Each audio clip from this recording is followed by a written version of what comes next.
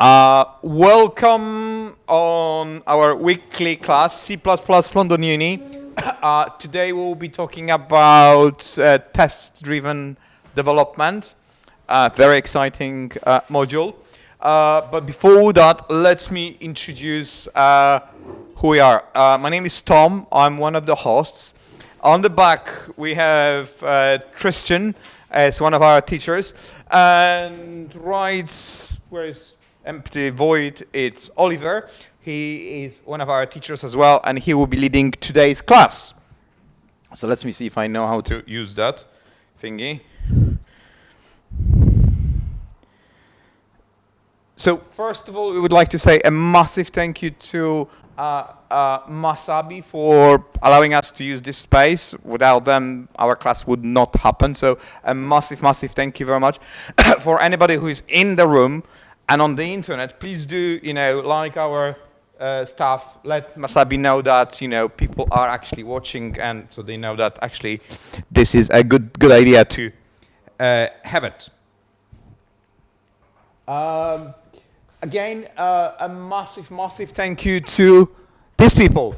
These people basically decided to pay through Patreon some money to us. So every month they pay a couple of pounds and so on. This money is basically spent on purchasing equipment, doing the stickers and so on. At the moment we are in purchasing the remote mic. Wireless. Yeah. So basically, if anyone from audience got a question, they can use the mic, and it will be recorded, so people on the videos basically can benefit, so they can hear actually the question. So thank you very much, really, for these people. You really make the difference. Basically, we can be more professional, and the things can progress. A massive thank you to Vladimir Gladun.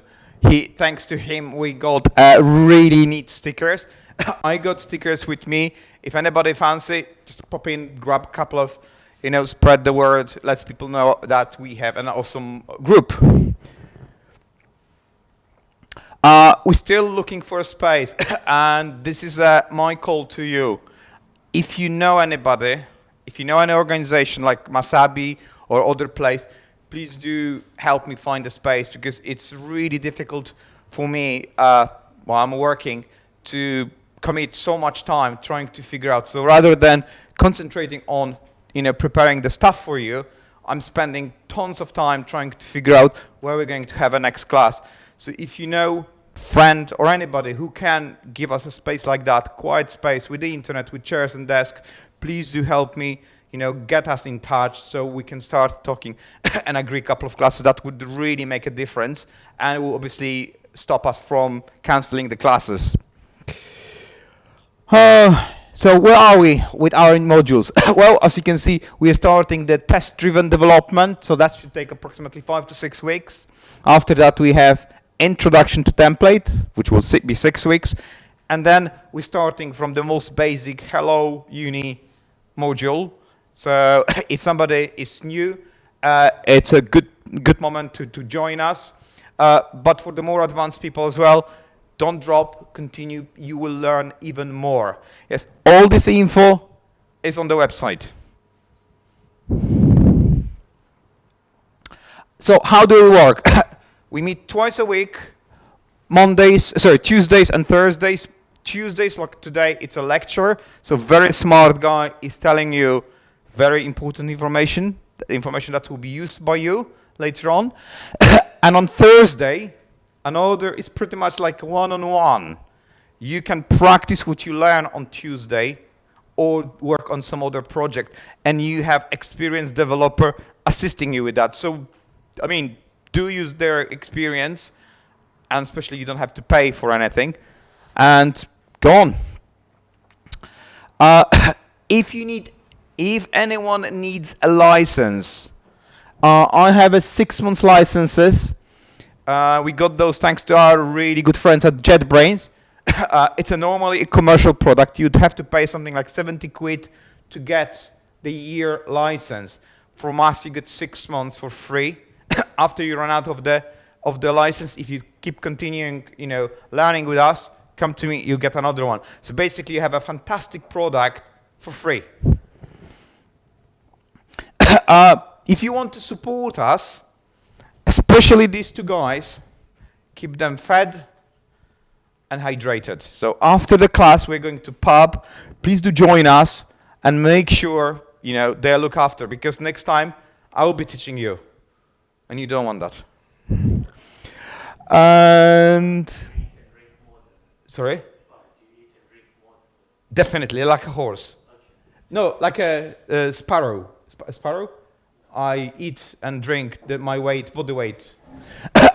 Share stuff about us on social media. Let other people know. This is how we can get more students and potentially sponsors. So that's all from me. Always check our website, because there I really do try to put lots of effort to put everything on the website. So there is like a one place where we can find out everything. So do go there, check the details, and that's all from me. I'm passing you now to someone who will tell you way more interesting stuff.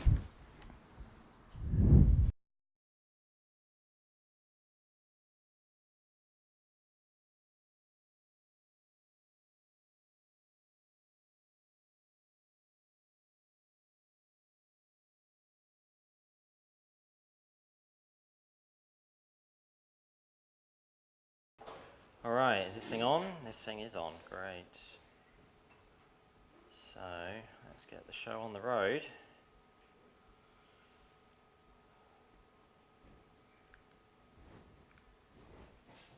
Where's the mouse? All right, let's get the old laser up here.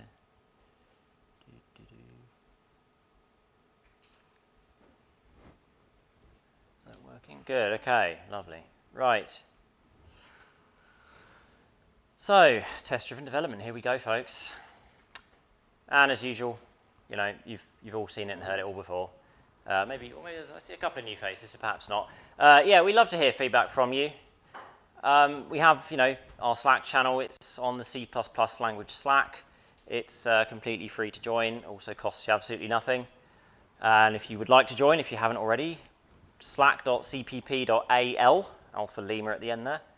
That will get you a registration. It'll send you an email. Once you give it your email, and then you'll get into our rather large Slack group, and you can join the CPP London Uni channel. Right, so on with the show, and I just wanted to go over a little bit of nomenclature first, which is that, it is called TDD, but obviously it's not a narrow focus that we're taking. Obviously, there's BDD, there's ATDD.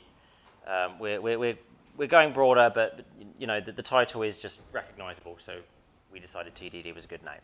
But nonetheless, the point is it's focusing on code that's driven by some form of testing, right? That's really the primary focus. Try not to get caught up in the name TDD too much.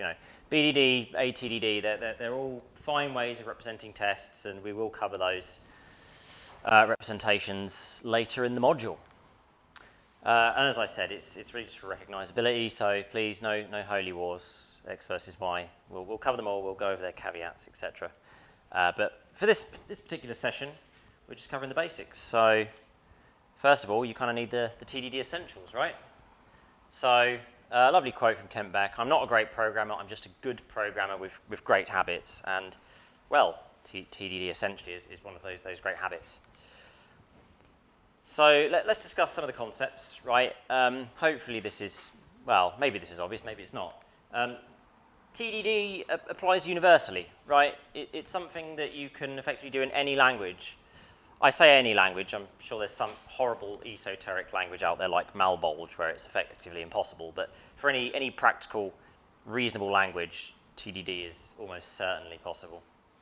And the basic principle behind it is that you write code to test other code, right? And essentially, that's categorized as your implementation code, the code that's doing something useful, fulfilling the business purpose, the scratching the itch, right? Doing whatever it is you need done, and your test code, which exists solely to verify the correctness of that implementation code. And by doing TDD, it will affect your thinking in a very good way. It will make you stop and spend time sitting in your chair, actually wondering how you can make a particular piece of code solvable in a way that is also testable, right? So something that lends itself well to testing. If I write a bunch of procedural functions that end up depending on each other, being called in some specific order, that is usually not very testable. And by doing TDD, you will essentially stop yourself from doing these kind of things, because you will realize, oh, well, if I do this, I'm not going to be able to test it very well. And it's a relatively simple process that TDD is prescribing for you. We have red, which is to create a test which fails first. It should always fail. Compilation failing also counts as a failure, but we'll get into a little bit more on the sort of vagaries of what's legitimately failing before you start implementing later. But the idea, the core concept is you start off with a test that is failing, right? There's no code to make it pass, or no correct code potentially. You then make it turn green. You write the bare minimum necessary code to make that test pass. There are varying levels of bare minimum, right? You could technically have a test that says, when I pass 2 plus 2, it should return 4. And then the bare minimum there, obviously, is return 4, right? That's not very useful, but it is going to pass that test. But that forces you to write more tests, because then I'll say, well, if I pass 3 plus 3, return 6. And then I'll run that new test. It's guaranteed to fail, because the previous code I wrote just returned 4. So that's then guaranteed to fail. But then it forces me to generalize, right? So then I'll have to actually have the function do a proper x plus y, give that result back. And then the existing test will still pass, and the new test that's expecting 6 would then pass as well. So you don't have to necessarily go that slow when you're writing tests. It depends on how complex the problem is. But obviously, the slower you go, the lower the risk of making a mistake, essentially. And then finally, we have refactor. So this is essentially not physically changing any behavior of your code. It's simply reorganizing the furniture, right? You just clean it up, you know, make it look nicer, make it more maintainable. And you may do this after just one test has been written, or you may not do it until you've written 6 or 7 tests. It's really a matter of looking at your design as you go and deciding, should I stop adding new features, stop making changes, and purely just clean it up. And of course, while you're writing your code, if cases come to mind, corner cases you need to handle, then just pause, write the test. You may not want to address it immediately, but just go and write that test, get it ready. And so on to the act of actually writing the test code, right? How would we, potentially go about doing this in C++, having a set of tests? So it would be perfectly valid, say, to create a set of functions in a separate main, right? You have a separate executable, and it's just got some functions that will call the code to be tested, give it some input, check the output, and verify that output state. And if it's not good, then main just doesn't return 0, right? But of course, if that happens, it's not going to be very easy for you to see where or why it's gone wrong, right? All you'll have is, well, my test code returned and I didn't get a 0, so something's wrong. Well, what's wrong? Not very useful. But nonetheless, you'd still be doing TDD. You just wouldn't be making your life very easy. And of course, we can do better, right? Lots and lots of languages have these wonderful test-driven development frameworks, unit testing frameworks as they're alternatively known, that will do a load of plumbing for you, makes your life better, makes the testing better, makes things much easier. And of course in C++, there's no exception. There's plenty of frameworks that we can use. There is Catch, written by, of course, Phil Nash of C++ London. Google Test, also a very robust testing solution. Bit more complex, simply because you have to do a bit of compilation in order to use Google Test, whereas Catch is just a header file. Just drop it in, include it, off you go. There's Boost.test. Again, does require a bit of compilation. It's somewhat more complex to deal with, and not as featureful as Google Test either. If you were going to go for a compiled option, I'd probably choose Google Test over Boost at this point. And many, many more. There's lots more. If you Google for C++ testing framework, you'll find plenty. So The next question is, what do we really expect from a testing framework, right? And again, this is relatively generic. This can apply to any language, really. But in essence, what I would consider a good TDD framework, right, should give you the following.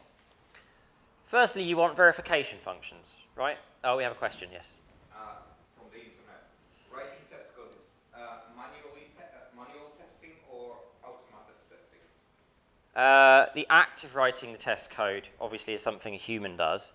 But once the code is written, it's essentially there forever unless somebody deletes it. So it's an automated test, right? It's in the same way that code is automated. It is code. Once you've written it, it'll run automatically. So it is automatic. So yes, verification functions. These are assertions and matches. Check that a variable is true. Check that the contents of a string is the word hello or whatever you're expecting, or maybe not even the whole string, checking that the end of the string ends with sy, whatever. These are functions that will make sure that everything is as it should be, and if not, will conveniently communicate it to you in such a way that you can be told exactly where things have gone wrong, exactly what line that thing went wrong. As I've just said, should take care of telling you where it went wrong, that individual assertion or check. And we'd also expect test definition functions as well, right? We don't want to just have one file consisting of tons and tons and tons of requires and asserts. Usually you're going to be writing tests that verify one little chunk of the problem, right? I might write one test fixture or test definition that says, when we default construct our class, the empty function, member function, returns true. And then after I've done that one, I might have one that says when I fill it with 5 characters of A, the empty function returns false. And I want that to be a separate test, right? That I could keep separate. I might want to group them, right? But it's how I can effectively split them up, and then if I wish to, run them individually, right? As I build more and more tests, obviously it's probably going to take longer and longer, although you do want tests to be fast, and I'll get into that a bit more later. But ideally, if I'm dealing with one particular chunk of the code, I probably don't need to run all of the tests that exist. And by having them in these little groups, I can simply on the command line say, well, just run these few, not the whole lot. And then of course you want machine readable reporting, right? If you're going to build something that's going to be part of like continuous integration, as we covered in the previous module, you'll usually want that test framework to spit out something like XML formatted output, right? I say XML. There's various formats. XML is one of the most common, and the idea is that your continuous integration system, be it Travis or Jenkins or GitLab's pipelines, it can read that XML and it can see if anything failed, and if it did, it can halt the pipeline, right? It can block the software from being shipped, from being released. And it can also notify you in some way, send you an email, push notification, whatever, and say this was broken because of this. And as I've said, you'll get detailed failure information within that interface, ideally. And obviously, it's just going to minimize bad code escaping, right? Additionally, some test frameworks are actually supported by your IDE if you happen to use an IDE. This is obviously ideal, but it's not an essential. As we get on, you'll see that we will fortunately have that option. Yes, question. What XML formatted output? Where would that feed into? Just be a prompt on screen or somewhere the test team to review the file out of the test-driven? You can make it. You can really make it do whatever you want. So essentially, the test framework just generates the XML file, right? So all you have is an XML file spat out to the hard disk. Yes. Your continuous integration script will then pick that up, process it. There's plugins that are written for you, right? So you'll be seeing one that's done in Jenkins. It picks that up, determines if it's good or bad. You can set thresholds as well. It doesn't have to be all or nothing. You could say like, oh, if less than 5 tests have failed, we consider that a pass. Or, as I would recommend, if any test fails, it's bad. And then what you do with it is up to you. So usually your CI will let you specify, oh, if we're at a failure state, send an email, send a message on Slack. You know, you can download plugins to send communications in many different forms. There's email plugins, Slack plugins, whatever. Yeah, question, Tom. What if our program is logically complex and have many paths that may be impossible to test?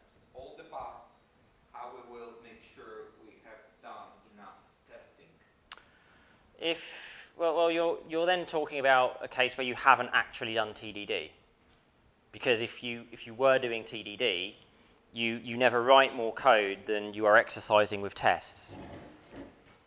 So you're really talking about a case where you've got sort of legacy software that's untested. And the short answer there really is there's a book called the Mikado method that addresses this. I don't want to get into that today. But the short answer is that you essentially start to build tests around that legacy code to try and build as much confidence as possible. The short answer is you are never going to really have a guarantee, but the more tests you can add, the greater confidence you will build in it. But the real solution is to have done TDD from the start. So just in case anyone missed it on the stream, the original question was, what do you do if you have a lot of complex code that's effectively not really tested? Okay, so speaking of which, we'll just talk about some bad practices in TDD. And one of the most glaring ones is tests that depend on another test, right? So each test case should be able to run independently on its own and pass. If you build one test case and it sets the system into some kind of state where the next test is dependent on it, that's awful. That should never happen. Each individual test unit or case should be able to run completely independently. And then, of course, we've got a similar scenario where it depends on a particular system, or for a system that's in a particular state, right? It has a particular package installed that nobody else has. That's also terrible. You know, somebody should be able to just grab a machine off the shelf, obviously a platform that you're supporting, of course. You know, if you're cross-platform, then it should be, you know, the various ones that count under cross-platform. But essentially, you know, someone with a default machine of that architecture that's supported should be able to, you know, grab a machine off the shelf, download the code, build it with the toolchain, and it should work. You know, the bottom line is, if the tests only run on Bob's computer, the test is basically worthless. It's not going to help anyone. Then, of course, there's neglecting tests. When you've had, you know, implementation failures you discovered later, you know, you did your best. You did TDD to the best of your ability. You wrote a bunch of tests. You would have leaked many fewer bugs. You know, you probably wrote less of them. You know, less flawed code essentially, right? But nonetheless, it's not going to guarantee a 100% perfect system. And if you discover a bug, that's fine. You can write a new test for it. That's the whole point of TDD. You write a new test to capture that bug that you just happen to have missed. So let's have a little look at TDD in practice. And again, another great quote: "Nothing makes a system more flexible than a suite of tests." Uncle Bob Martin. And it is absolutely true. It makes you feel safe in changing code. So let's just talk a bit about TDD and how it relates to OOP. And I'm somewhat opinionated on this one. But from personal experience, at least, I've found it to be beneficial. So here's the opinion bit. It is a great way of building quality code, you know, as far as I'm concerned. It feeds into mocking very well. It's part of the reason I like it. We're not going to get into mocking today, but it's a large part of TDD. And using OOP, obviously, is an essential if you're going to start dealing with mocking. Question, yes? How about when you have an application that has interdependencies with different objects, trying to do this for application, and I just failed miserably even with mocking? So the question was, what do you do when you have an interdependency with some other code, essentially, another application? I'm sorry to hear that you fail with mocking. There's a great quote, who I can't remember who the actual person who said it is, but every problem in software engineering can be solved with another layer of indirection.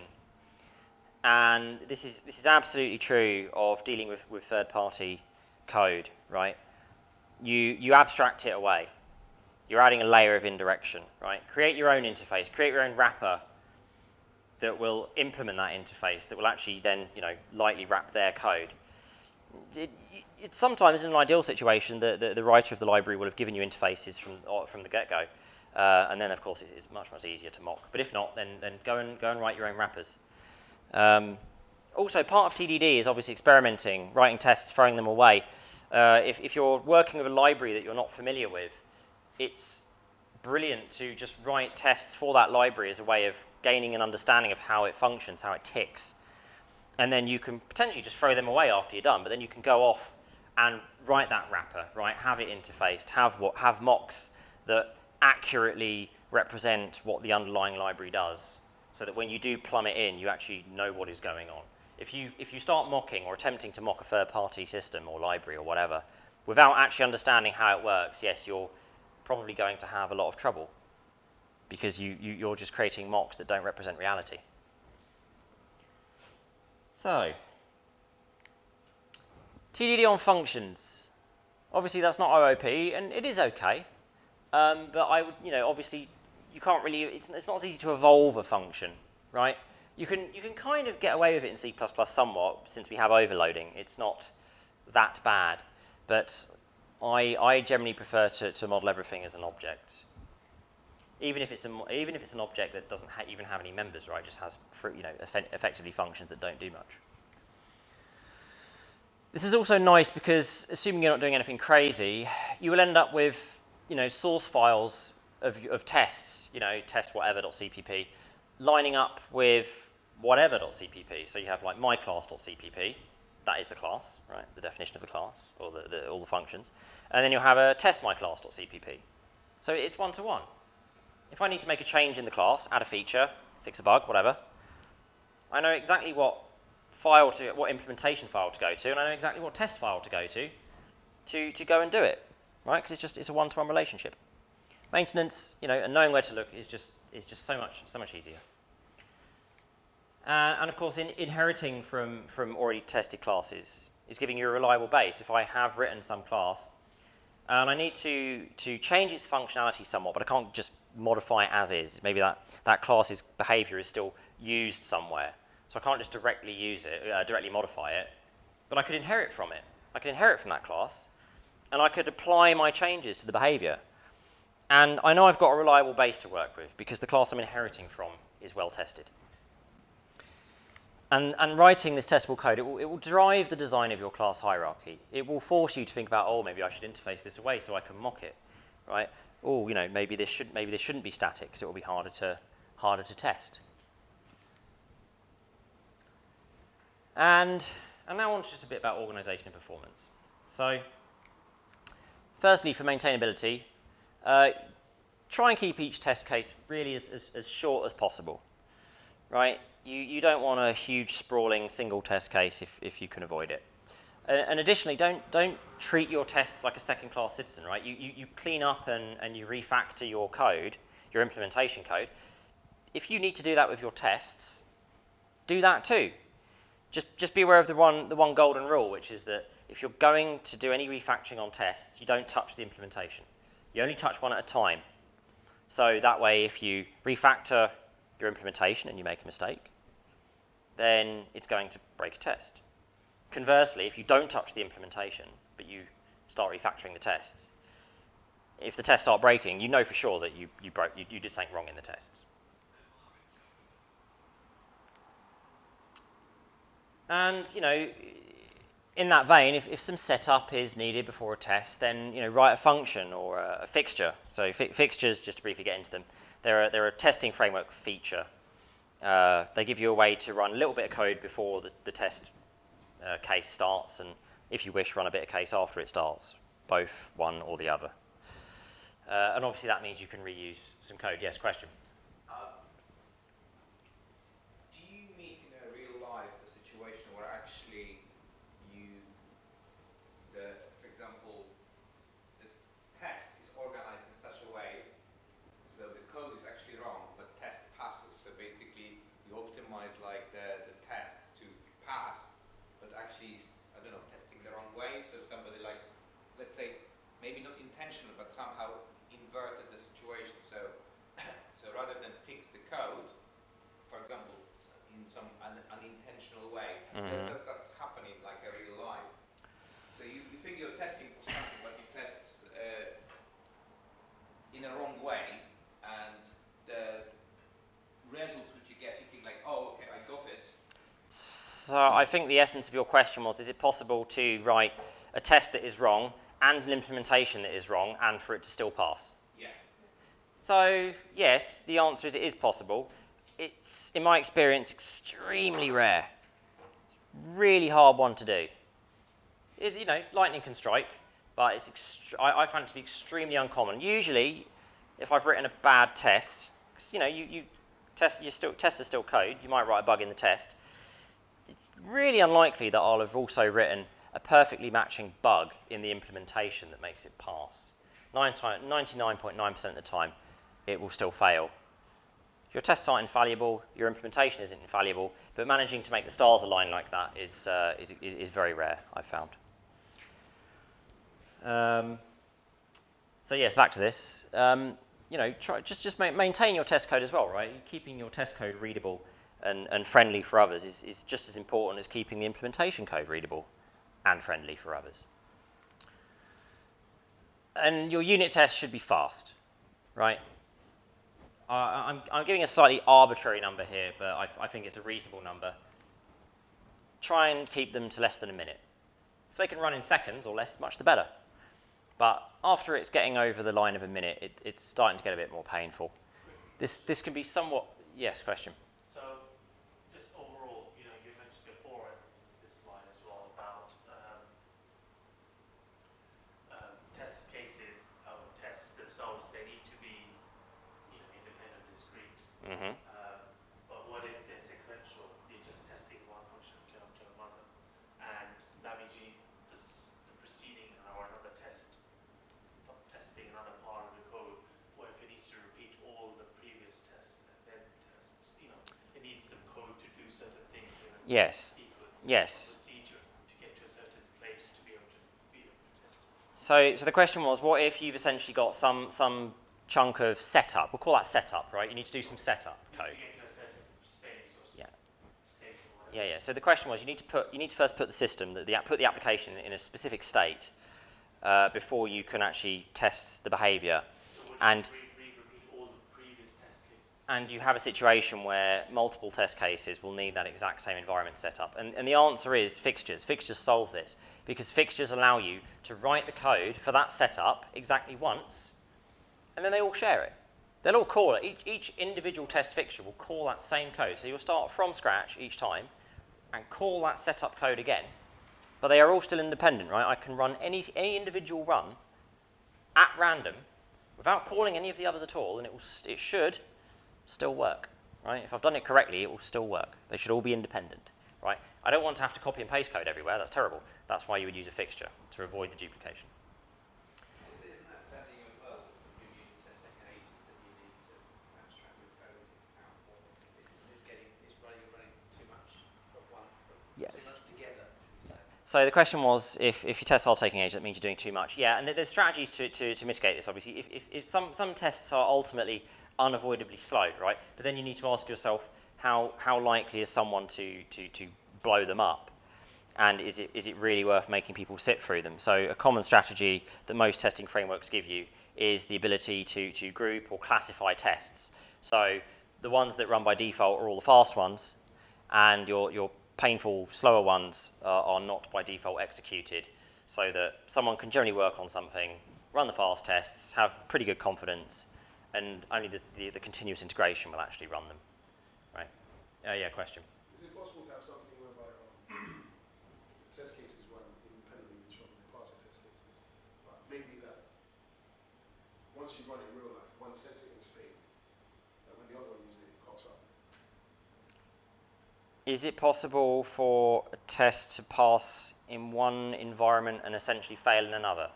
Yeah, because my idea with unit tests is like, you just test it in specific something, not exactly how it relates to everything else.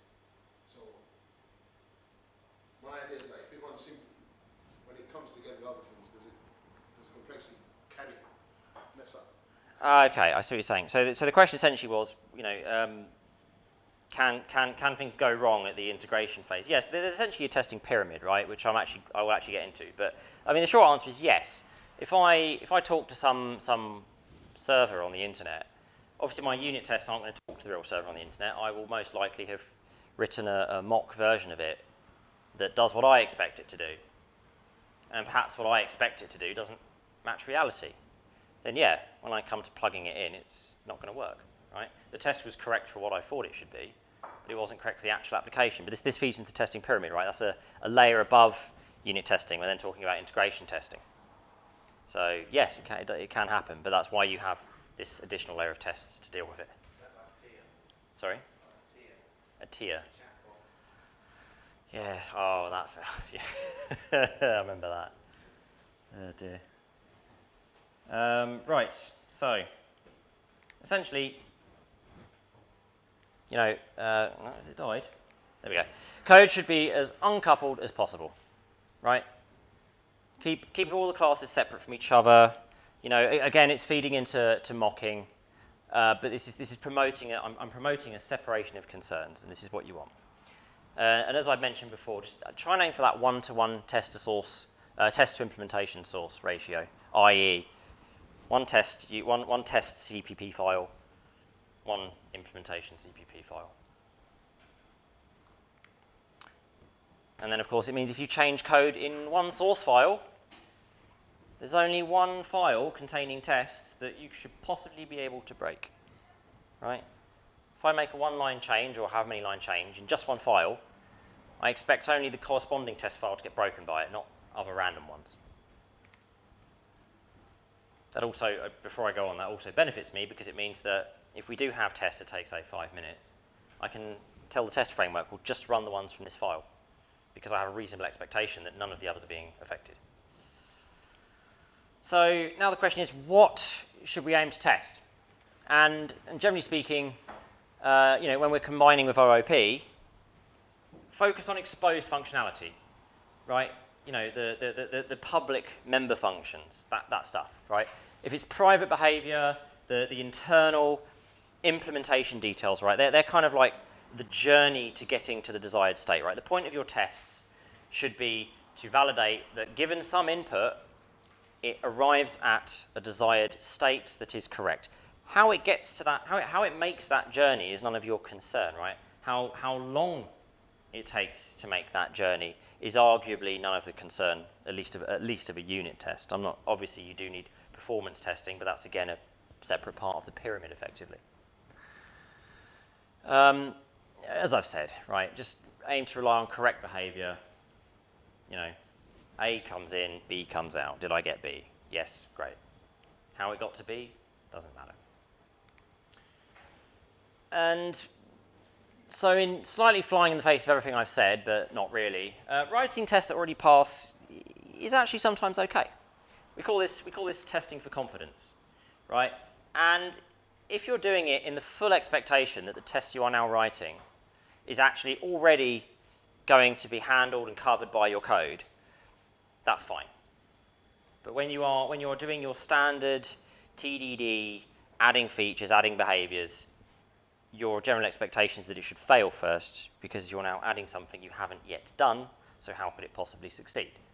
Because the idea is that if somehow a test does pass first time, something is probably wrong. Either the test has a mistake in it, in which case you need to fix the test, or you don't understand the implementation, in which case you need to go and read.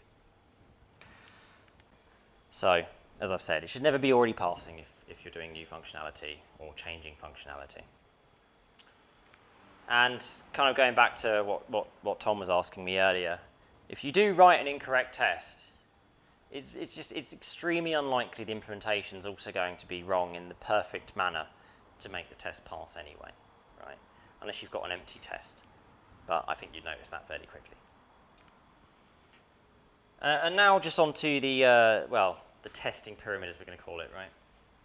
So obviously testing isn't simply limited to unit tests, right? There's a whole ecosystem. I think we've learned over the years that software engineering is a bit of a disaster, or has been a bit of a disaster in the past. There's Has anyone heard of the Ferrac 25? No? So the Ferrac 25 was a radiotherapy machine. So obviously it was designed primarily for people with, some form of cancer or tumours. And the preceding model was primarily hardware-based. And it had a series of kill switches and safeties. And when they were developing the Ferrac 25, they said to themselves, we can save a huge ton of money. We can actually just do all of that safety in software. And so what they ended up actually doing was copy-pasting a bunch of the C code from the previous model. And nobody actually properly verified the software. And the result was obviously fairly terrible. You ended up with some people getting far too low a dose. You ended up with some people getting so high a dose, it killed them. And there was a huge inquiry into it. And the ultimate outcome was that there was simply a lack of testing, a lack of validation, lack of verification. And, we're in the 21st century now. I think everyone's cottoning on that people do make errors. And software testing, things like TDD, are the way to write good, reliable, and robust software. So, essentially, a robust application will have tiers of tests, right? Unit tests are the base, right? The bottom layer, the foundation, right? Don't think of the bottom layer as being, in any way insignificant. If you think of a pyramid, right, it's the largest one. It is the foundation, the most important, crucial one to have. But then on top of that, you then get your integration tests, right? They're slower. You're probably not going to run them as frequently. There'll be something that's the job of your continuous integration system. You probably won't expect developers to execute these unless you've got a fairly small program where it doesn't really matter. And then on top of that, you have what are called end-to-end tests. And this is a somewhat abbreviated pyramid. As software gets more complex, you gain more and more layers in between these. So, for example, you might have unit tests followed by module tests, and then integration tests. And then on top of your integration tests, you might have a set of business acceptance tests. And then on top of that, you finally have end-to-end. But essentially, end-to-end is talking about, the entirety of the system, the product, whatever it may be, being tested. And that may be manual when it comes to end-to-end. It's not uncommon for end-to-end testing to be entirely a manual process. Obviously, if it's something that you can automate or automate in part, that's brilliant. But we're obviously talking about commercial. Yes, question? Yes, sir. But you said the border between unit tests and integration tests, is that the runtime, or is that another? So the canonical truth in unit tests, right, is that it's completely self-contained, right? The tests don't reach outside of your code, right? However, I don't really believe in constraining yourself to that canonical understanding. Specifically, if you're writing, say, a networked application, right? And you've plumbed it into a networking library, say it's Boost ASIO, for example, right? And when you unit test it, you sort of have an option, right? You can effectively, rather than mock away the networking part of it, you can just spin something up over, say, loopback, a mock, whatever, that it will communicate with using that networking library, genuinely over the network. And canonically, you're not really doing a unit test, strictly speaking, because now you're going over the network. But it's loopback, right? It's the local machine. It's fast, and it's certainly not hurting anything. At least you've implemented your networking API correctly. So I would say, yeah, in terms of don't pay too much attention to the canonical meaning of unit testing. As long as it's fast, that's the most important thing. As long as it's fast, and of course not brittle. I do put emphasis there if it is something like a networking library. You spin something up over loopback, it's basically guaranteed to work for anyone and everyone. If you were reliant on a third-party server as part of your unit test, and that you're then relying on something you don't control being up, you're now making a mistake. So keep them self-contained in such a way that the entire environment of those tests execution is under your control. Maintain that, but don't worry too much about it using libraries that go outside of the application. If it reads a file off of the disk, it's okay. And so in terms of this pyramid, usually you'll have a team or individuals dedicated to the upper tiers. So if you're as a developer, you'll most likely be in charge of unit tests, expected to write unit tests, perhaps the odd integration test. End-to-end testing is unlikely, although if you're at a small startup, maybe not. But it always pays, to contribute and gain the skills to work on the higher tiers essentially. And of course, bear in mind that testing need not be in C++, right? It's quite, your unit tests most likely will be, right? Be a bit strange if they weren't. But integration tests, somebody might use Cucumber and Ruby to do it, or Java. The end-to-end tests could be some JavaScript running on a Node.js server, who knows? Yeah, question. Is the testing is something you go about systematically, or is it intuition based on experience, or is it a bit of both? Depends on what level you're talking about. So in terms of unit testing, right, you're generally taking a given problem and then breaking it down into the smallest possible pieces that you need, right? So if I'm going to write a web server, I could imagine, well, how can I break that problem down? I'll need something, for example, that can process HTTP headers, right? Something that can separate a set of HTTP headers from a body. So my first port of call would probably be to write a class that understands the HTTP message, right? So I could start it off by giving it a set of strings that are valid HTTP headers, writing tests that do that, and then doing the implementation to actually parse them and split them into the key and the value. So I'll have written those tests first, and then done the implementation as usual, and then I work from there. Now I can start processing a body, and then of course I want a class that can do the networking bit for me, right? And I gradually build that up. But the point of TDD, right, is that you think about what you need to do, right? But you don't just go and do it. You go and write the tests that will validate correctness, right? They'll capture what you expect to happen. Then you go off and write what you think should happen, and see if they match up. So before you start doing this, you don't program architecture. You've already planned out what you think the program architecture is before you start just writing your tests, or is it more organic? So the question was, if you're doing TDD, do you plan out the entire sort of design and class hierarchy, etc., before you go into doing the TDD, before you start writing the code, or is it organic? The answer is, it really depends. If it's something you're really familiar with and you've seen it all before, then you can probably reliably draw out a design and then take that and get cracking TDD style. If, however, it's not, you can have a go at it, but just don't be surprised when you end up throwing half of it away or more, because you realize that actually it doesn't fit at all with what you need.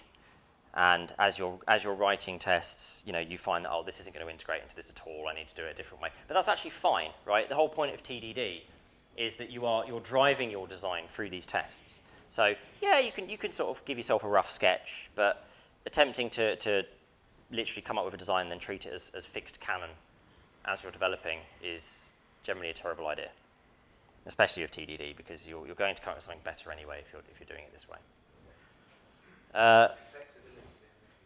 Yeah, be flexible, exactly. It's the agile way, as they say. So the catch testing framework is what we're going to focus on next. And, of course, another great quote, tests are stories we tell the next generation of programmers on a project. Roy Osherove. And they are, right? The best kind of code is self-documenting code, right? And that's what we should all be aiming for. The less comments needed, the better. Comments decay, but tests don't, because if you're running them every time, they have to pass, or you're going to have to fix something. So, unsurprisingly, Catch is a testing framework for C++. And it gives you a complete package of features for both TDD and BDD. I give a bit of license for BDD. Arguably, it's not strictly the standard of BDD you'd expect from something like the Cucumber framework, but it's approximating it. And of course, it allows us to define individual test cases, one of the most crucial pieces we want. And each case is self-contained, but with catch we can tag them. We can add a tag to a given case, and all the cases that have the same tag, we can then specify that tag on the command line, and catch will go and run all the ones with the same tag. So it's a way of grouping.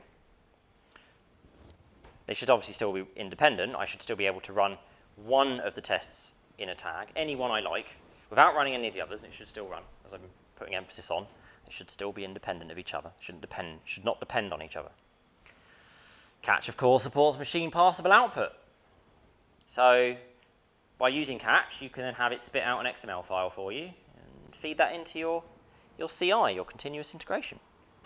And as it happens, we've configured a Jenkins server today, which will automatically pick up your repository and do all this wonderful magic for you. And I've even written a Jenkins file for you that does it. It's pre-configured, runs the lot, but we'll get working on that a little bit later. Let's get a bit of experience with catch first, yeah?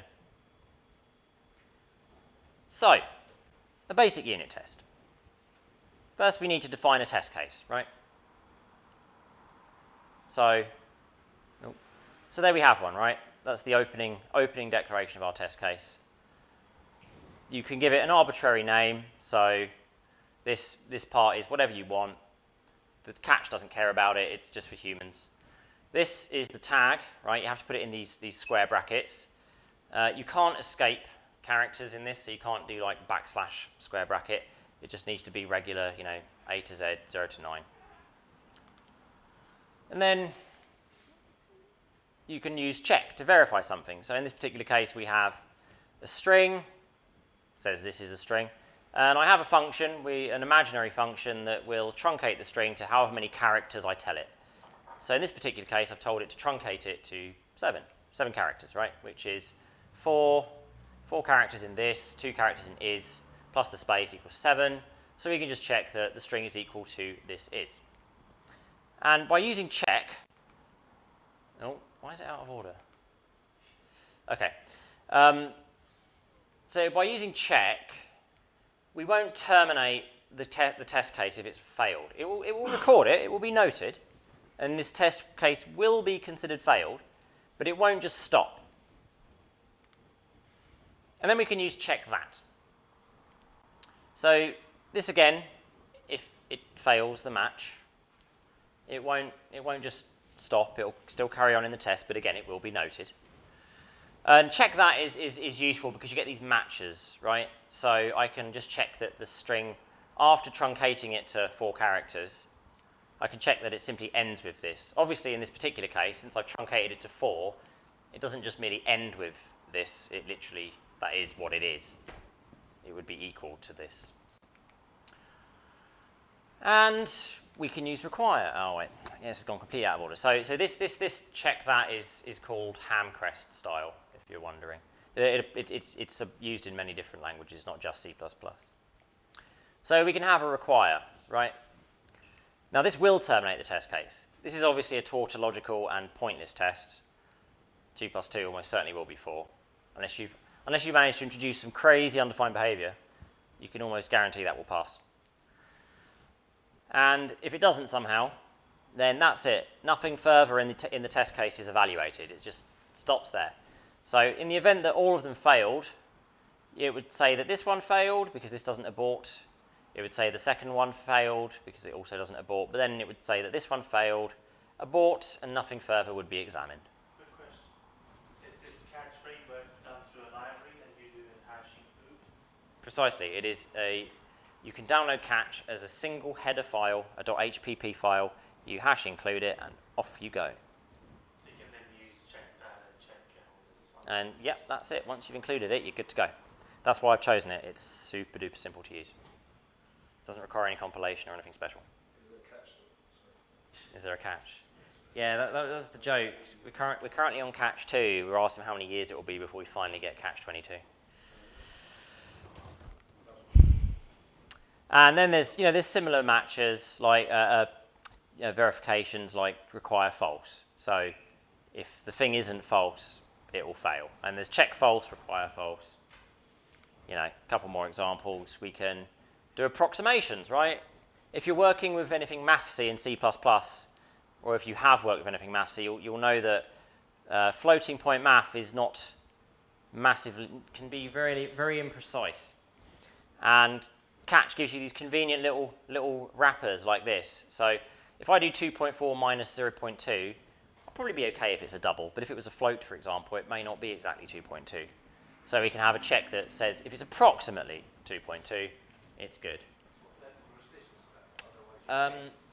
So yeah, I figured you might say that. The good news is that I don't remember what the default is, but when you call a prox, you can then, there's a member function on it. You can do dot and I've forgotten now, but essentially you can tell it what level of precision you expect. So you can customize it. You can make it as precise as you want, right? Or imprecise as you want. And then there's, of course, the matter of running it, right? So we need to build an executable that will run. And catch is, of course, usable as a single header. You download the file, it's just one file, stick it in your source folder, hash include it, and off you go. But we still need one file to contain main, right?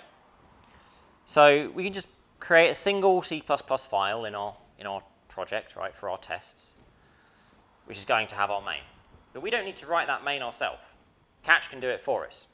And the easiest way is just to simply do define catch config main, followed by include catch.hpp. So just create a single C++ file with just those two lines in it, nothing else.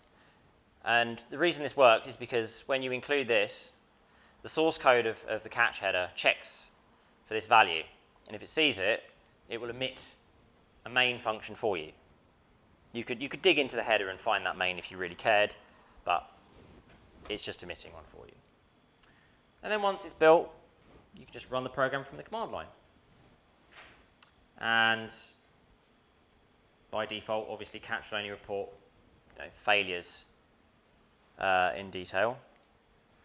There we go. So essentially, that means that if everything's fine, you just get a very terse output. It just says, yeah, it's all brilliant, it's all good, hurrah. There is a command line option you can pass to tell it to actually give detail on everything. So even if everything has passed, it will spew out a load of detail. So now on to the fun part. Practicing TDD. So we're going to work on a small project, or at least initially small project. I've budgeted a reasonable amount of time for you for this, so we can expand it and kind of go crazy if we like. But essentially, the initial task is to implement a class that can reverse a string, right? So given any string, it'll just reverse it, puke out the correct value. And we happen to have a Jenkins instance set up, which can automatically do all of the continuous integration work for you. So you can, of course, run all your tests locally. You should certainly be able to run all your tests locally. But whenever you make a push to your repository, they will be automatically picked up by Jenkins. So you can start your repo from this URL, which I will also post to the Slack, if I can just copy it. Tom, do you mind copying that to Slack for us? Sorry to make you type it out. Or you can get it from, if you log into classroom.github.com, if you've already done classrooms with us before, you'll find it in the latest assignments.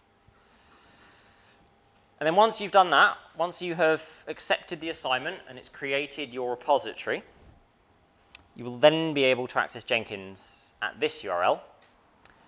The login is integrated with GitHub, properly integrated with GitHub. It's not stealing your password, it's proper OAuth. And you will then be allowed into the Jenkins system and you will find the GitHub organization that we've set up in Jenkins. And if you drill down into it, you will then find, or you should find after, it takes a few seconds to sync between GitHub, but after it's created a repo, within a few moments, you'll find that you can see your project being built in a formal Jenkins pipeline. And then, of course, all the usual work applies, right? So you'll need to clone it, etc.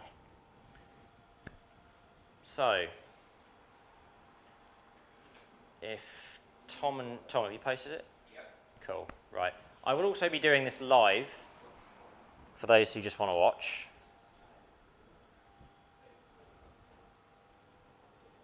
But before I get cracking on doing this live, I'll let you guys take some time, and I'll also grab a drink.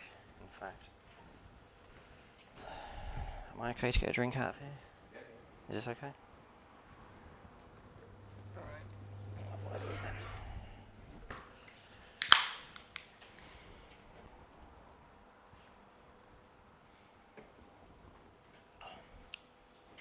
Right. Okay. Who needs some help?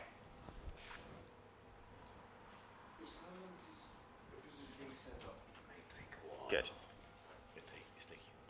No, it's not. It takes about 10-15 seconds for it to do it. Mostly. However, try going to Jenkins while you wait. So if you're waiting for GitHub to import the code, you can try visiting Jenkins. It'll send you back to GitHub to do the OAuth authentication.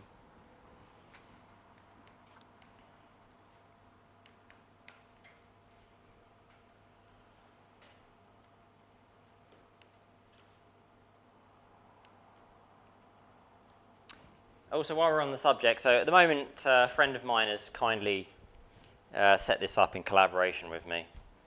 But what we will be looking to do is actually have an official permanent C++ London Uni Jenkins server.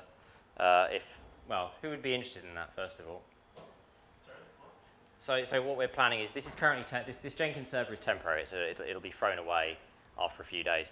We are planning to have a permanent one, which we'll obviously fund and have for people to use. Well, we don't need a permanent one. We're asking if people are interested in having one. So we had a few hands at the back. Yeah. All right. Cool.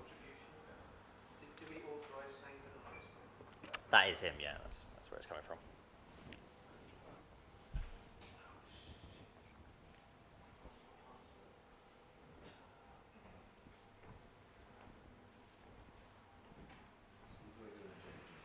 So you're in Jenkins. You can go into this. Go into the TDD lesson 1.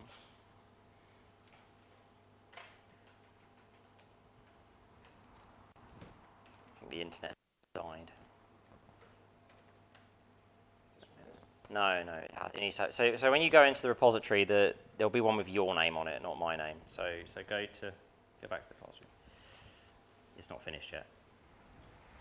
So once GitHub finishes importing, Jenkins will eventually detect it.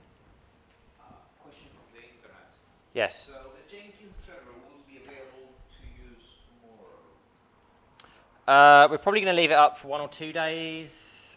So probably, but I'm not making any guarantees.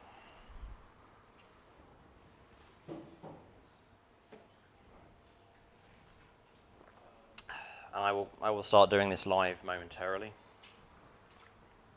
Just making sure everyone, has it cloned yet?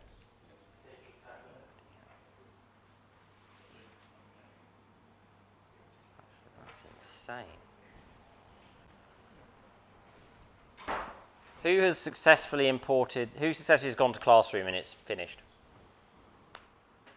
Has anyone got it? Has anyone got GitHub to actually do the needful?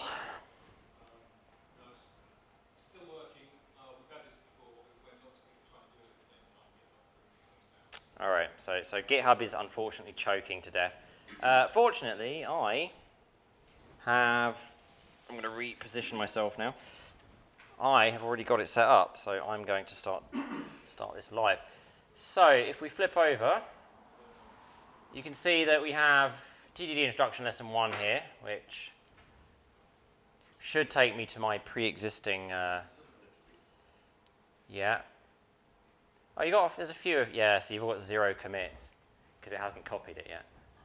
So eventually, when it sorts itself out, you'll have a commit on there. Right. So, here's mine. And I'm going to hop over to Jenkins as well, because we want to look at that, don't we?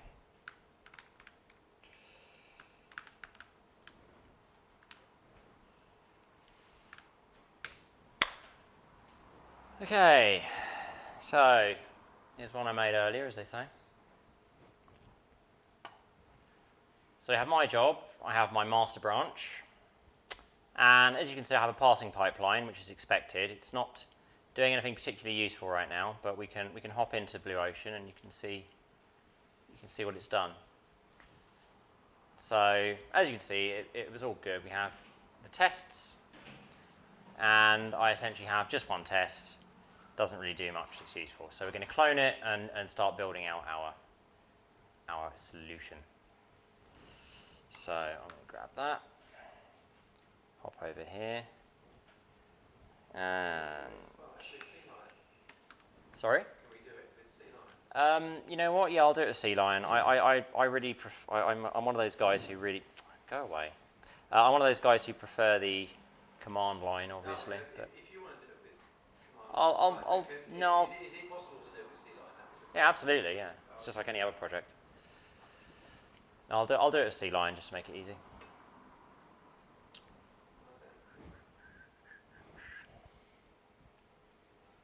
And right, check out from version control, git,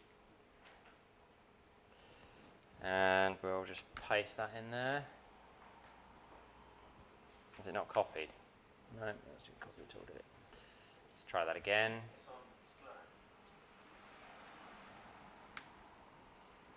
And over. That's so annoying. Jenkins one is. Jenkins voted. Not there. Jenkins not voted.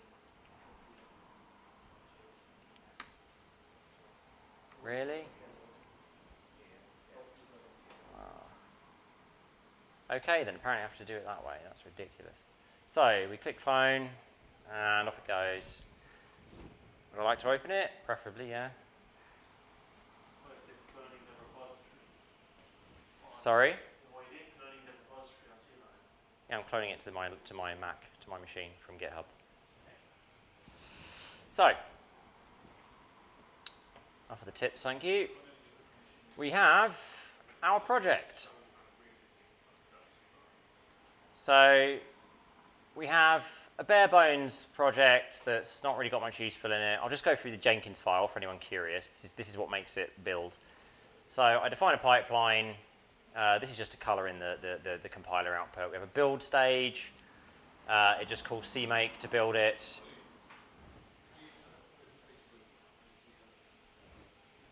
Thank you. Yeah, presentation mode is going on. Right after I full screen it.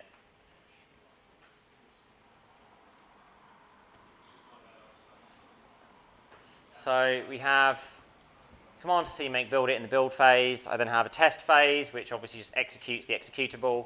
It tells catch to use the JUnit reporter and to spit it out to a file called result.xml.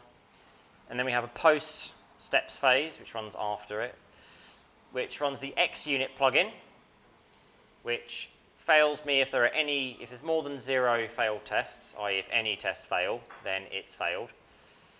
And we have, oh, that is so irritating. Let me try and get that away. Right. And we have a tool. It's not actually Google Test, obviously, but we just pretend it is because it's the only one that works. It's build.result.xml, and that does all the magic. So, if I can't scroll backwards of this. There we go. Can I view the project? Yeah, thank you. Right. So, if we look in the implementation, just to see where we're at, we currently have, well, some fairly useless behavior, actually. So let's have a look at our test.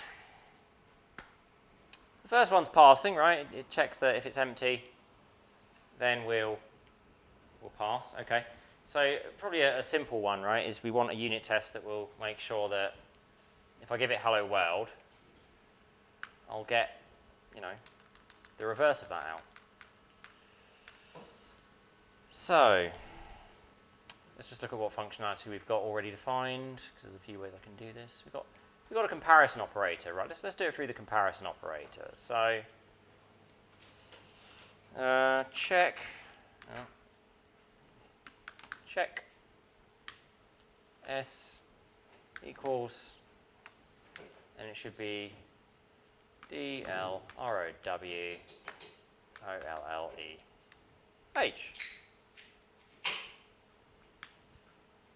And just for good measure, we can actually also make sure that s.empty is false. So I'm going to use check false rather than not equals. And now, so we've got a basic test case, right? So, of course, the expectation is if I run the tests, that is not the target I want. How can I change that? Which file are you in at the moment? So I'm currently in test string reverse.cpp, and just bear with me, I will switch back to presentation. The source? Sorry? It's in the test folder. It's a test. And if we go back to presentation, hopefully it will cooperate. Right. So if I now run it, so we'll just run unit tests. It's going to build it eventually.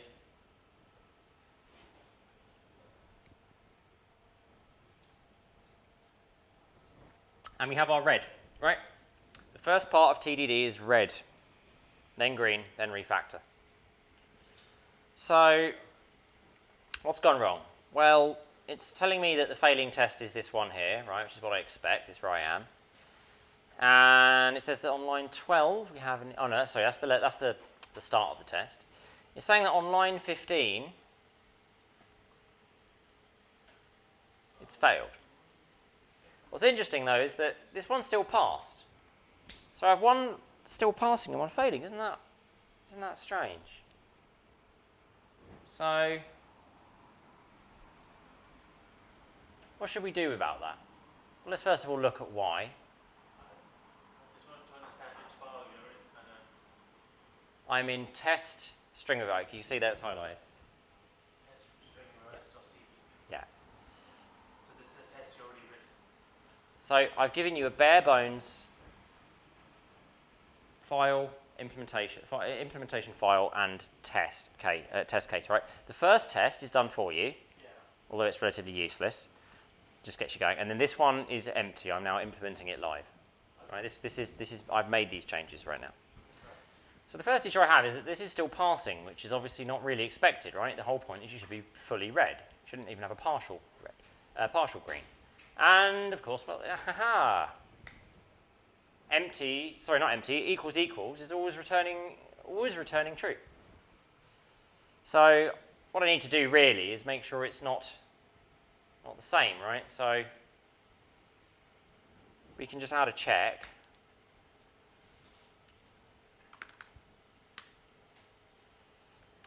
Check false. S equals hello. Well, right, because it shouldn't be the same as it was. And then we can run it. I should just hit Shift F10, right, remember that. And now I should have some reasonable logic that I know is proving it's tautologically impossible, right? So, yeah, that's failed. So we now have two failures, right? The hello world is not working, and s.empty is not working. So now I'm in a situation where I need to obviously fix it up. So we can go to string.reverse, and I'm gonna tackle the empty first. It's relatively simple to do, right? So we have our member. If we look at the header, you'll see there's a member inside. So it's got a string to store the reverse one. So we can return rev, turn on insert mode. What is going on? Thank you.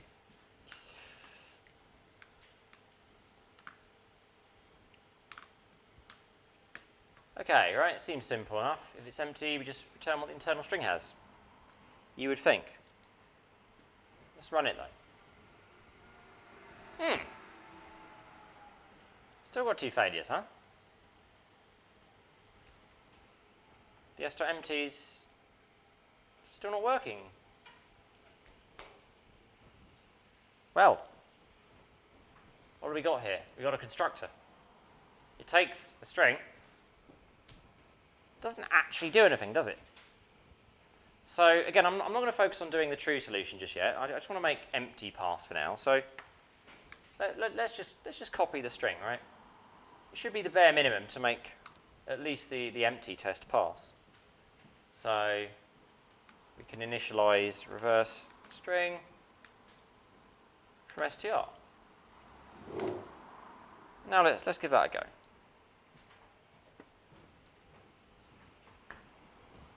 Okay. Now we're down to 1. So now we fix that. That's good, right? But now operator equals is back. Well, okay, I've got a few things to sort out now, haven't I? So first we can turn this into the actual comparison, right? So we can do the actual job it's supposed to. Shouldn't pass still, and indeed it doesn't, right? Because, well, it's not actually reversed, is it? So we're now failing both cases, right? We've now broken this one. This one's broken as well. So we can reverse it. Any suggestions on how we could reverse this string? How would any of you go about doing it? You'd use std reverse? Okay, std reverse is a valid option. We'll start off with that. Let's include algorithm. Oh, come on. I'll just use the keyboard for now.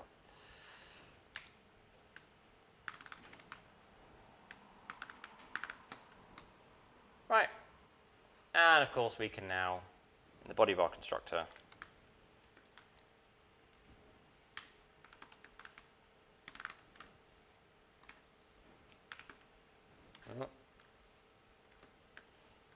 str.end. Right.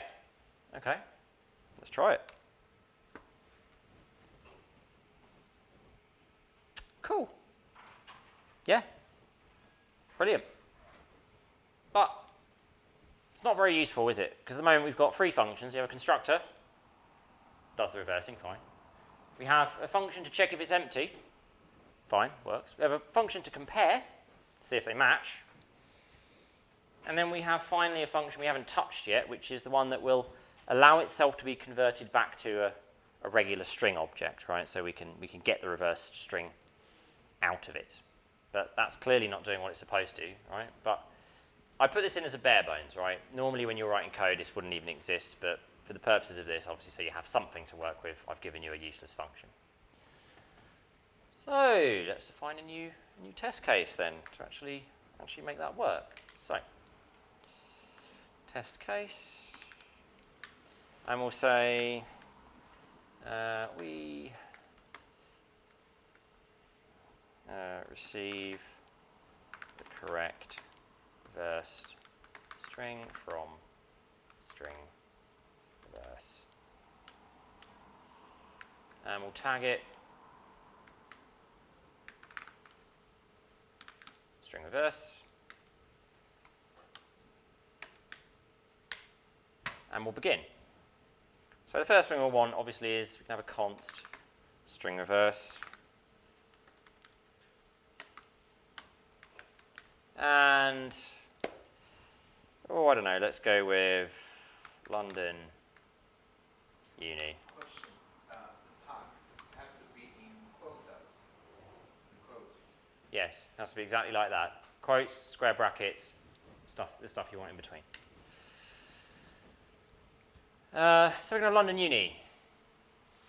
And then I'm going to convert it back to a string. So I can just do std string out equals s.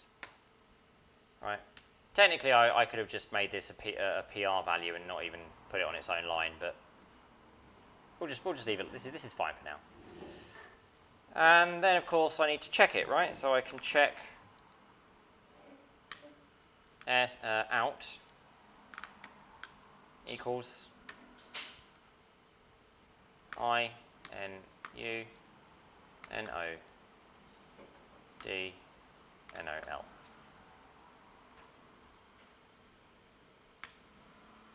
Simple, right? And of course, under the terms of red-green refactor, we expect it to fail. Brilliant. Fails. Right? Tells you where it failed as well. Right, line 22, right there, it was broken. Brilliant. So let's go to our implementation, and I hope anyone can tell me what the solution here is. What do I need to return?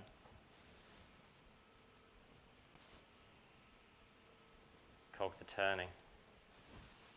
So the purpose of this is to give me back the reversed string.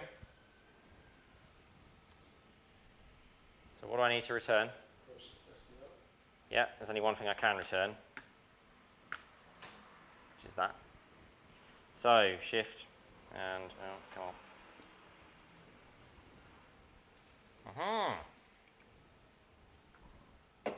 Cool. So we've done a bit of red-green, red-green. Let's do a bit of refactor. You might think there's nothing to refactor. Well, actually there is, the constructor. So as it happens, there's a constructor overload for stood string, and you can construct a pair of iterators.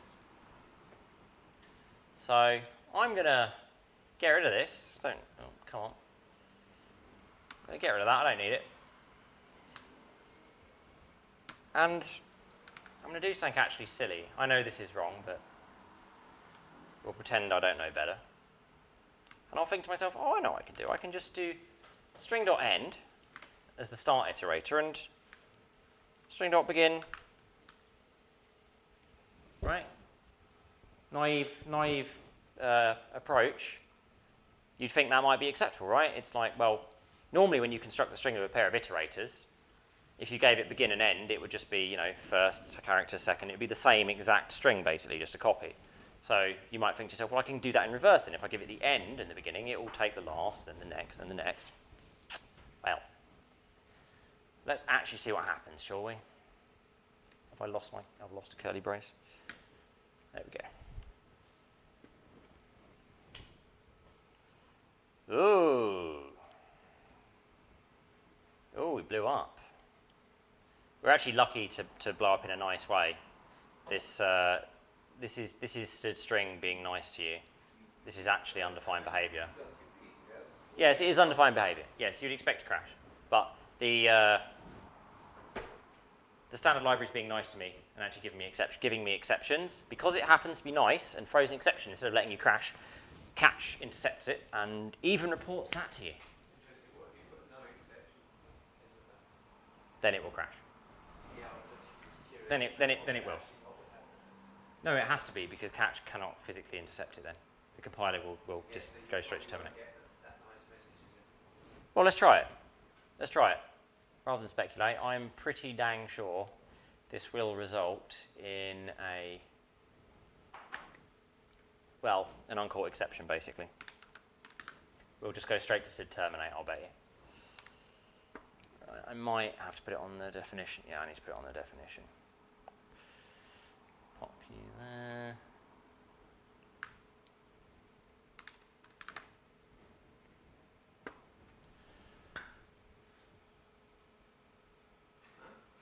Yeah. Different. So instead it's oh yeah, catch is clever. It can actually intercept the Unix termination. So it's SIGABORT instead. So quite clever, but not as nice now because the only information we have is a SIGABORT rather than the nice, we actually have an exception. So we'll get rid of our no except because one, this couldn't legally be no except anyway. Constructing a string could fail. You might miss a heap allocation. And let's get rid of it here. So does anyone know what I should have done with those iterators, what the correct implementation was? I do, but I just want to see if anyone here knows. Thank you. That's exactly it. Stood string has reverse iterators, right? Where the beginning is at the end and the end is at the start, as it were. So you have reverse begin.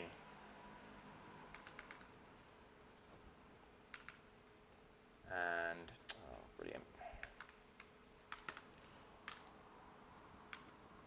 So now we've reduced it to a pretty compact and efficient implementation, and now all the tests should still pass.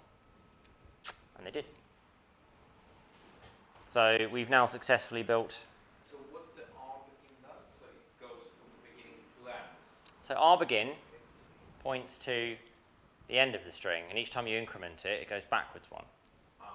It's a reverse iterator. Okay, so we've essentially implemented much of string reverse, but you know, as with any software project, if it goes on long enough, it'll eventually develop the ability to send email. I'm not sure we're going to go that far, but we can, I don't know, we can try for some efficiencies. So we could add an operator not equals, I suppose. That could be an option. We could add a move conversion operator. So perhaps we could do operator stood string ref. So now we'll be able to move from it. And I'll have to qualify this for a compile. But first we need a test before I do anything else. What does ref do, sorry? It means we can move through. You'll understand when I write the test case. I'm not writing implementation yet.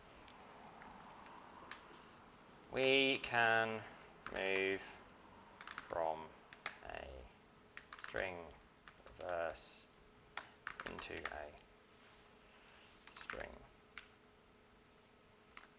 of our own. And I'm going to be slightly naughty when I implement this, because according to the strict specification of the standard, if you move from a string, it's in a valid but unspecified state, and I'm going to test something that strictly speaking I shouldn't do, but I know it works. So first of all, we'll not have a const this time, we'll have a string reverse s, and again we'll go with London Uni. And this time we'll do stood string out equals stood move s, right? So we're now moving its content. And then first we want to check that out is correct. So that's reasonable, isn't it?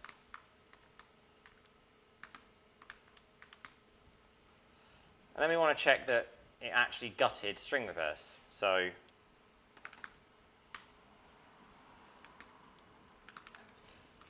however, I will stress this check s.empty is not actually really legit.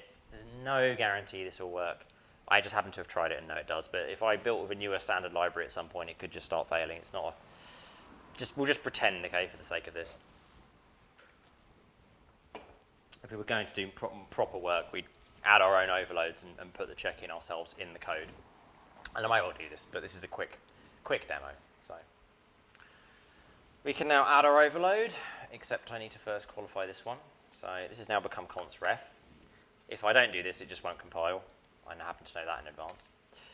So we can do string reverse operator stood string ref. Any guesses on what to return?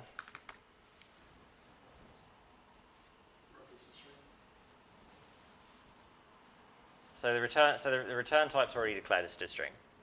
But what am I going to do that's subtly different from the other one? Q std move.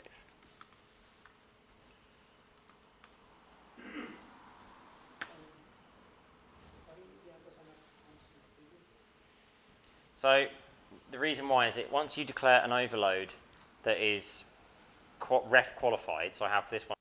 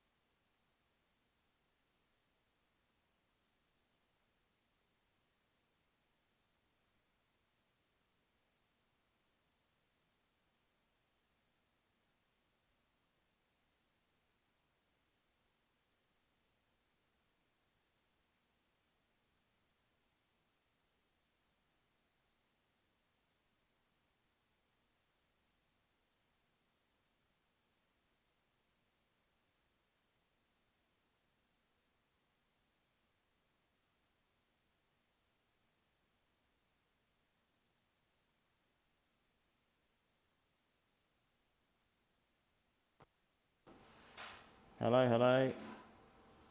There, it's running out of batteries. Anyone got any AA batteries?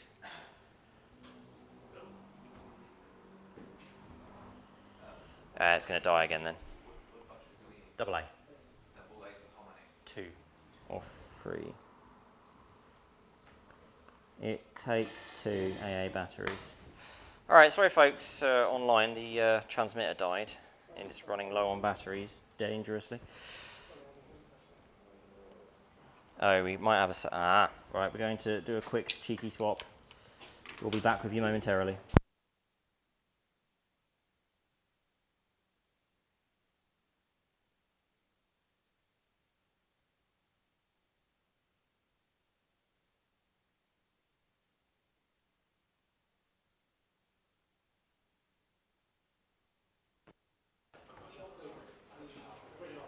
Okay.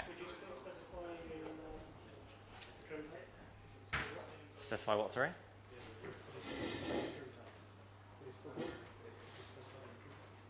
That is the return type.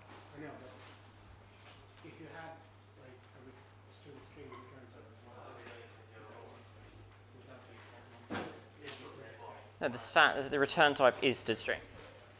I understand that. Okay. I'm asking a question about whether it's requiring. You can't have any parameters for a conversion operator. No, not the parameter. If you specify string as a return type as well. You mean std string operator std string? Yeah. Yeah, no, that's not valid because the return type is literally after the word operator. This is, oh, No, I think yes. I'm sure it's what is my mouse doing? There we go. No, this is literally the return type. Okay, so we have our test, and I think it already ran, but we had a bit of shenanigans with the mic, so. Let's see. Hooray. It's all good. Passed. We've done it. So, who's currently having a go at this and has got their CI integrated? Because I'm curious to see what you've got. So let's take a quick look at the Jenkins. Right, and if I get out of here, and I will push this to Jenkins in a second actually so you can see it. So, Jenkins.voidhere.pw. So let me just pop back for a second for you. There you go. Grab the URL there. So I've got Jenkins here. Do Yeah. I need to pull it like that? Do I need to push from here? What? This is the Jenkins. So this is just a web interface, right? This will react to what you do. You won't tell it what to do. Right, okay. So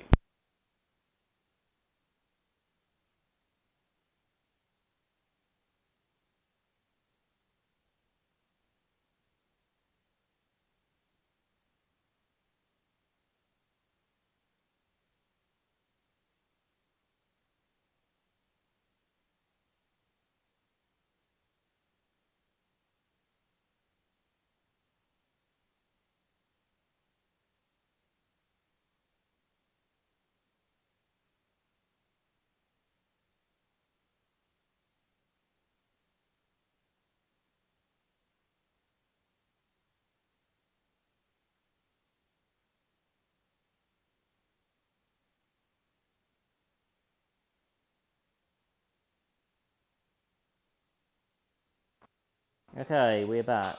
I don't know why it keeps turning off. It's getting very frustrating. Oh, it's turning off because the batteries are also low. So the replacement batteries are also low.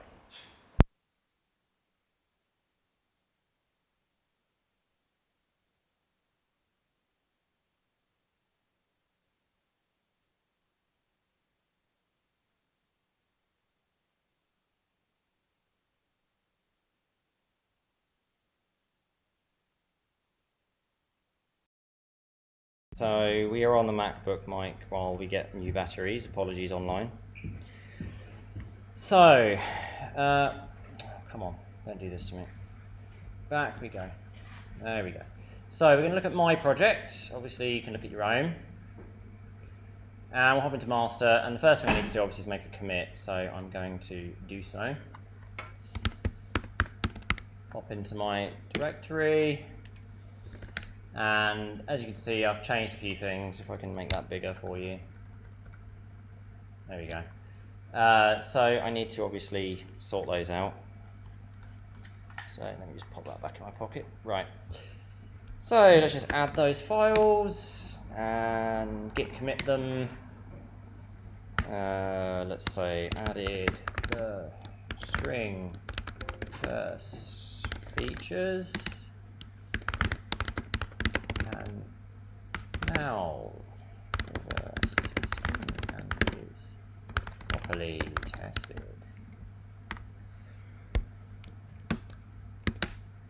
And of course we need to then push that to our remote. So of course it's my one there. So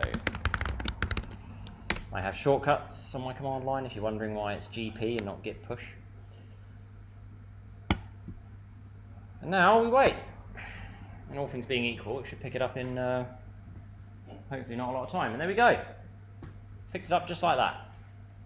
Build is in progress. We can go to Blue Ocean because it looks nice. And it's just kicking it off.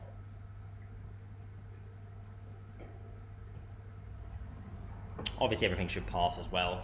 I validated it, myself. You can even see the commit that it's based off of, so you can see it's this one here. Takes me to GitHub if I click on it. It's wonderful. So we'll go back to Jenkins though, and as you can see it's all good, it's passed. So I can go to my tests, and we now have the 4 tests. All 4 of them have all been shown succeeding, right? Excellent, great stuff, brilliant. So who else has got somewhere with this? I think it's in progress. So, well, I can just have a poke around and see what you've all been up to, can't I? Let's go out of here. And a nice thing about Jenkins is that now that I've done that, if I go to my actual branch, so head over to here, if I look at my commits, I can actually see on the commit in GitHub whether it passed or failed. So mine succeeded, so I've got a nice cute little check mark there. Is that based on the version? Sorry? Is that based on the version? So what do you mean by threshold? You said, So Jenkins just tells GitHub it's passed. The threshold I set is that no tests are allowed to fail. So it's based on nothing going wrong. It's based on the build, it's based on its succeeding compilation, so it needs to actually compile, and then it's based on all the tests passing. If any of those things go wrong, that's it. If it can't, if it fails to compile, or it can't find the test executable, or the test executable crashes or anything like that, it will fail. So yeah, we have a nice GitHub integration there. So let's just see what some of you have been up to. So, Johnny's having a go. And, we've got a red here. Yeah, but it can't seem to pass the tests on C9. Well, it didn't on here. But it didn't on there. So your tests you have. I just tried that. This one failed. And this one failed. So you got something wrong. Okay. Is it? I've been unit on my C9. I've been honestly James unit tests. So is it failing on the main app? No, we don't test the main app. It's only unit tests. But they all work. Really? Yeah, that's fascinating. No, well, I had an empty one there because I couldn't keep up. But that was fine. Then it doesn't matter. I'll have to look at your code. You've done something very interesting in that case. Okay, so let's see what else we got. Who else has actually made a change? Well, I've got Tom. Anyone else? No? Okay. We're all just being secretive. Then you don't have to do it. Remember you saying 99.9% you never have a bad test and a bad code at the same time. I know. Well, the thing is, though, at least you're failing, right? It'd be worse if it was bad and passing. Well, I don't think it's bad. That's the problem. RB and RN, so Are you sure you pushed the actual code that you're looking at? I've been pushing. Did you commit the code first? Yeah. So hit commit. So I just figured out just doing a commit. No, you need to commit everything. See, you haven't committed. What do you test main? No, I just. Go into SLC, it's an SLC file. Oh, okay. You didn't. So no, go and open SLC it. Pull down, push again. So you didn't add that file. In fact, let's have a look at your commit history, and I bet we'll find that you only added one file and not the two. Okay. So if we go to your failed build, Right. we can look at the push event. No, not the push event, sorry. Oh, come on. So I need to submit string and reverse CQP. See, this is why testing is great, right? Because even if you make you screw something up when you push the code, right? You don't push all the code, for example. Boom. So let's have a look at what you did.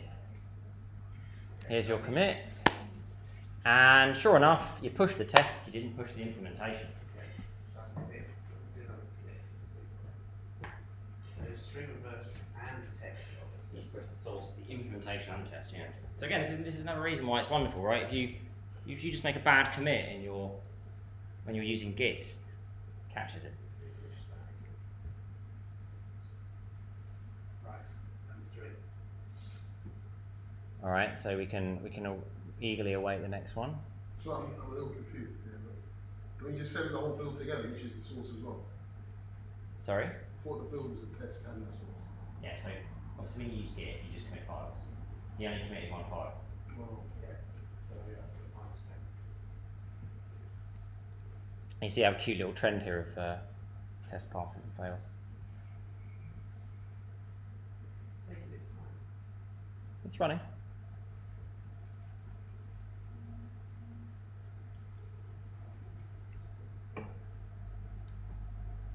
All right, and there you go. Green light. My bad.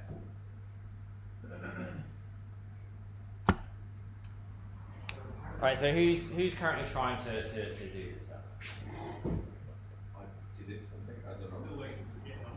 How did you get that? You also went and GitHub. Really? What's the question? How did you get your Oh, so- pipeline screen? Open Blue Ocean. Blue Ocean, okay. And that's actually the nice UI. Oh, okay.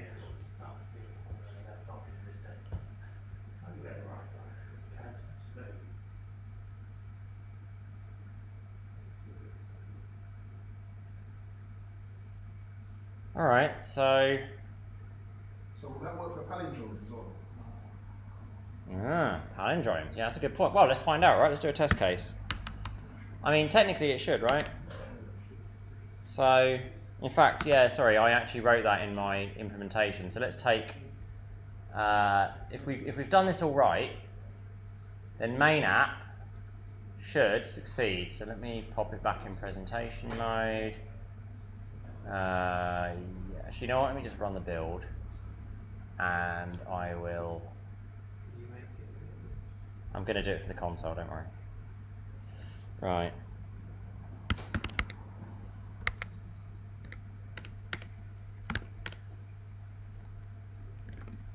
Main app. Thank you.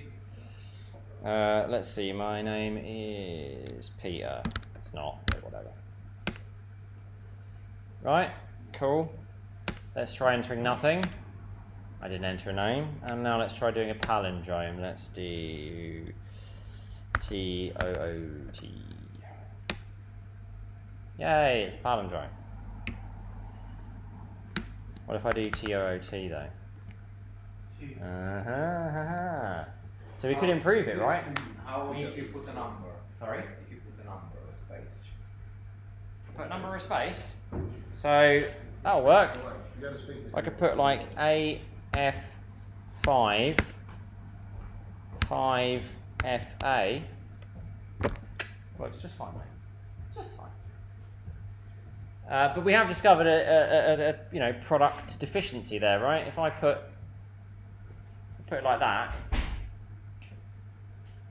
technically deficient. So I'll leave that. I think I'll leave that one though as an exercise to take care of. We could implement it now, but we've only got 15 minutes, and I think I'd rather drift around and see if anyone wants a bit of help or. So would that still? So the problem would be same as T, capital T, lowercase o, capital O, lowercase t. You'd say that's a paragraph, right? Well, the idea is that you want to be case sensitive, right? I mean, it's a matter of argument, right? Presumably, if it's asking for a name, so you can reasonably expect someone's name to be something. Yeah. Not alphanumeric, just alphas. So, but yeah, we did it correctly. Did a little test. So, I mean, I think that's all I've got really. What? Just stay closer to the mic. Oh yeah. All right. So well, does anybody need help at this point? If we have the Jenkins one set up, will that be okay for all our projects and stuff? If we want to run through that sort of stuff. So within reason, yeah. It's nothing huge. I think I think the approach I'm really going to take is we'll set it up, and if anything starts blowing out of the water, we'll have to tell you and shut it down. So it'll be provided on a no guarantees basis. No, I doubt it. I think it'll be fine. Define huge. Anything over 200 lines. I mean, realistically, it'll probably end up being a VM with maybe say 2 or 3 cores, and I don't know, maybe 40, 50 gigs of space. So someone's trying to get. Oh. Yeah, so anything that's Well, we are 15 minutes from being over, but cheers anyway. 10 minutes even, 12 minutes.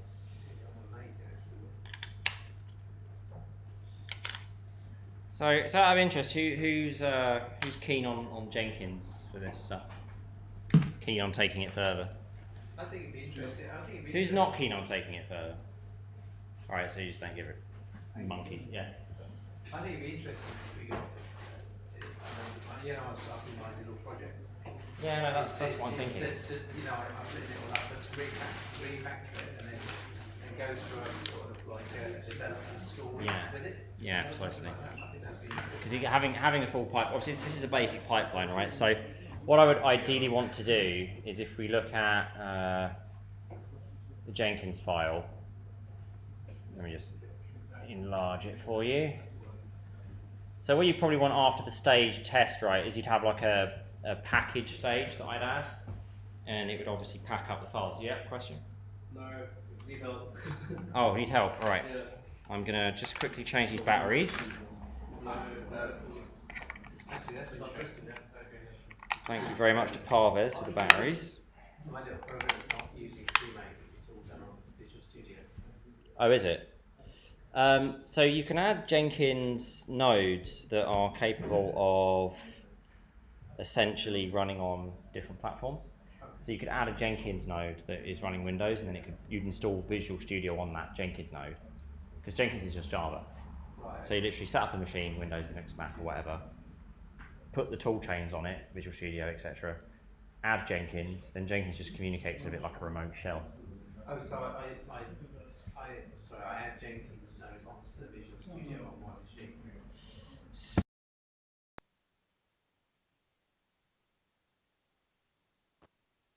Testing, we're back. I could put the project on CMake. So with the environment we'd have, it basically you'd be building Linux binaries mostly, or you would be building a Linux binary out of your project. If we wanted, we might be able to make Windows happen. We might be able to get that to work. It's a big deal. I mean, It's not a big deal. It's just obviously Windows is a little bit more of a pain because of the resources it requires. But whereas you can have cheap mini Linux VMs. I mean, if I can, I mean, it's probably going to, I need to have a chat, but I mean, it's a bit of, my first pass sort of thing. Mm-hmm. Oh, the Asteroids game, yeah. Yeah. That can probably be But cross-platform. obviously that's, I can change it, but I can, if I'm going to refactor it, Mm-hmm. I can refactor it as a CMake project. Yes. On Visual Studio. Oh, I see what you're saying. Yeah, I mean, it shouldn't be too hard, right? I mean, at the end of the day, You just it's just a bunch of. You just reset a new project with CMake. Okay. I mean, it's just a bunch of CPP files ultimately, isn't it? So. Yeah. Well, it's not HTTP files, and that's one of the issues. It's all HTTP files, essentially. And you got the dependencies. That's what I wanted to ask you. Yeah. Sorry. No, go on. I've done something wrong because when it runs fine. Mhm. It's not a problem. Yes. I've kind of basically finished. In fact, yeah, we'll have an 8-minute early finish today, I guess. So, yeah, you guys have 8 minutes to continue, but I think we can. Yeah, we can wrap up the recording. Yeah. Yeah, thanks everyone online for watching. We'll aim to leave the Jenkins instance up for at least a couple of days, and we are actively looking into running a more longer term one. Depending on costs, it might initially be just for patrons. We'll see, but we are looking into it. So with that note, if it loads, thank you very much, everyone. It's been a pleasure as ever. I hope you enjoyed the module. Thanks very much. Oh, question before we end. I do have a question. It's a slight aside. It's to do with the return of one of the functions. Why would you need to return, and I don't know if I spell this out properly, an object of the function's return to you, initializing, getting is to initialize it? That's just a dead function. The idea is that you'd write a test to make it do something proper. That is... Huh? Well, because it doesn't return an int, does it? It's returning a... Is that the one returning a string? It's just... Yes, it's default constructing the object. So that's obviously useless. The idea is that it's just there so it compiles. You're supposed to implement that via TDD. And one more question.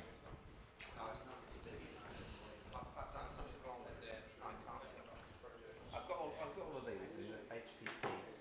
Okay. At the moment, I've got it all. I need to move all of the definitions and declarations. Yeah. That's not a problem. And it runs when I Actually, hold on, sorry, one sec. All right, well, everyone on the stream, thank you for watching, and we'll see you next week. Cheers, folks. Bye.